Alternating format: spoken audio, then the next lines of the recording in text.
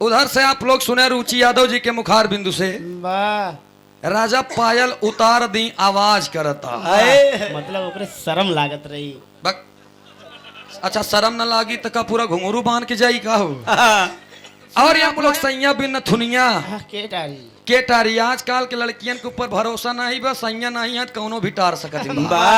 एक जान ले इस मेहरारुअन से भरोसा उठ चुका बेतनी समय। तो आदमी की जिंदगी उत्तराखंड हो गई ना भाई। अच्छा एक बात बाप भाई नहीं एकदम सही बोले यहाँ तू करेक्ट बात। ये बंदा जो बोल रहा है कि इसीलिए मानव की जिंदगी उत्तराखंड हो गई अगर मतलब जानता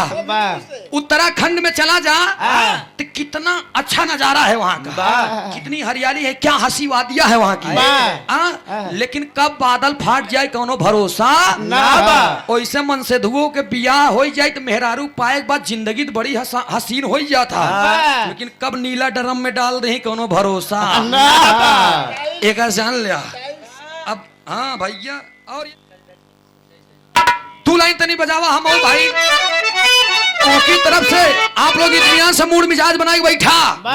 अब भाई रुचि बताओ भाई बहन ना किस तब दुल्हनिया कहे राजा पायल उतार दी आवाज कराता। जब पायलवा उतार देस ना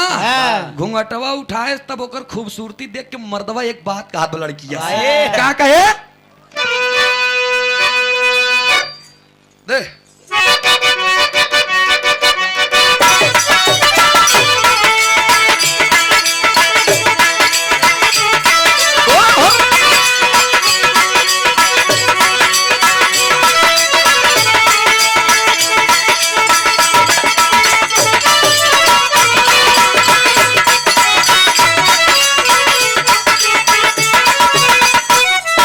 आशिक है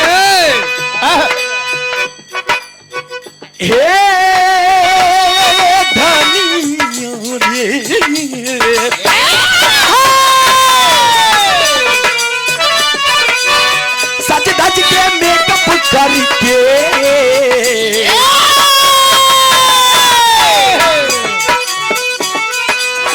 सच धज के मेकअप करके सुघर लागलू धर के मेकअप करके सुघर लागेलो धर के मेकअप करके सुघर लागेलो। लेकिन मैं ये नंबर सुपर लागलू लड़की में एक नंबर सुपर लागेलो लड़की में एक नंबर सुपर लागेलो। सच धज के मेकअप करके सुपर लागलू लेकिन मैं ये नंबर सुपर लागलू गोरी मारिएगे गोरी मारिएगे तिरछी नजरिया हो हंसल करा गोरी मारिए के तिरछी नजरिया हो हंसल करा गोरी मारिए के तिरछी नजरिया हो हंसल करा। आशिक बड़ाई करत बा उड़े जैसे तीताली उड़ेलू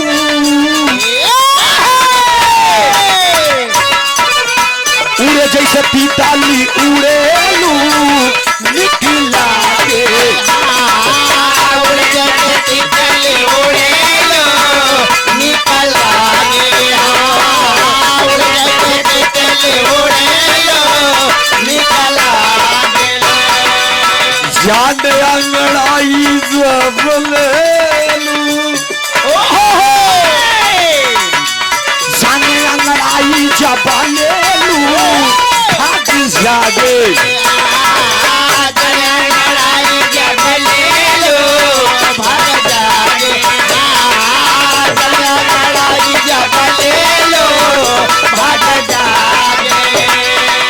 सूरज के लाली जैसे कनवा के बाली जैसे सूरज के लाली जैसे कनवा के बाली जैसे सूरज के लाली जैसे कनवा के बाली जैसे लटके कमार तोहार फुलवा के डाली जैसे लटके कमार तोहार फुलवा के डाली जैसे लटके कमार तोहार फुलवा के डाली जैसे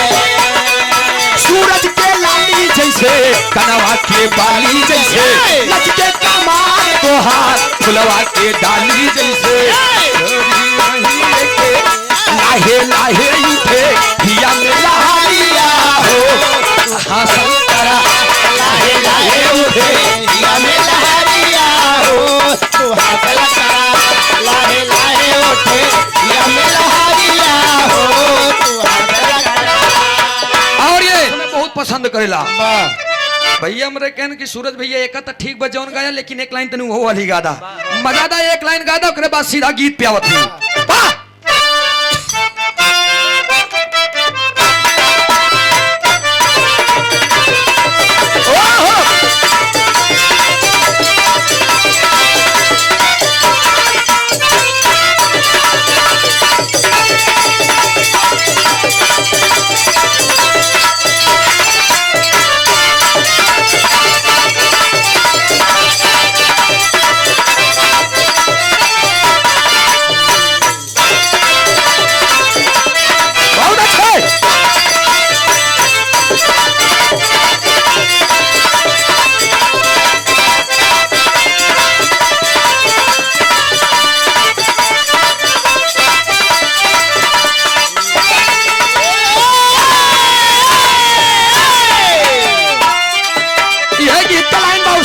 वाह कैसे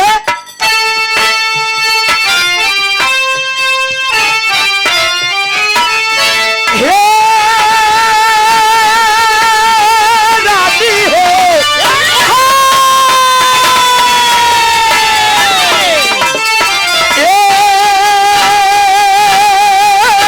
करे जा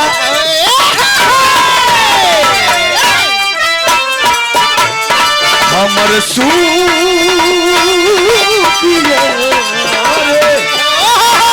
आशिक है सुना सुना तो हर फोटो हम सबके देखवले बानी फोटो हम सबके देखवले बानी हर फोटो हम सबके देखवले बानी घरवालन के अपने मिलवले बानी घरवालन के अपने मिलवले बानी घरवालन के अपने मिलवले बानी हर फोटो हम सबके देखवले बानी घरवालन के अपने मिलवले बानी बाबू कलमकारे अब हम कलिए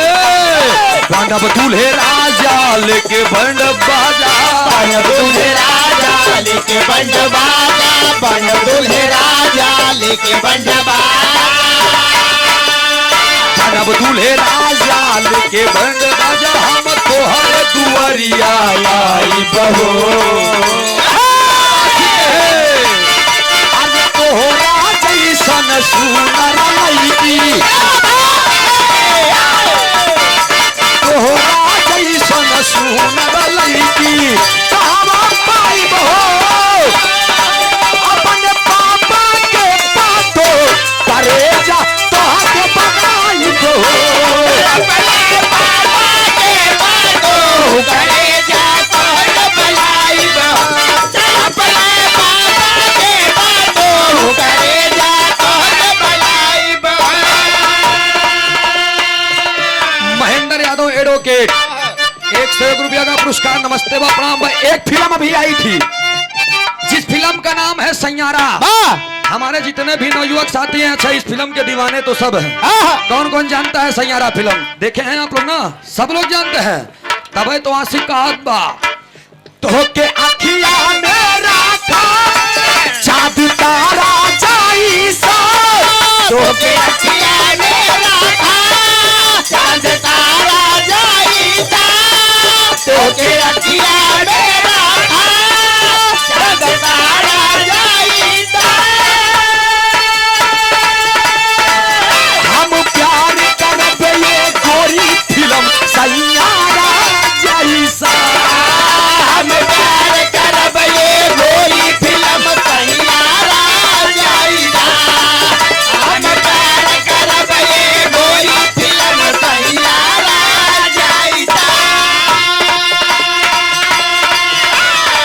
साफ साफ बोल के वजन तो हर तोल के, साफ साफ बोल के वजन तो हर तौल के, साफ साफ बोल के वजन तो हर तौल के, साफ साफ बोल के वजन तो हर तोल, हरी घरी घुमाई बहो। अरे तोहरा जैसन पतरी लड़की, तोहरा जैसन सुघर लड़की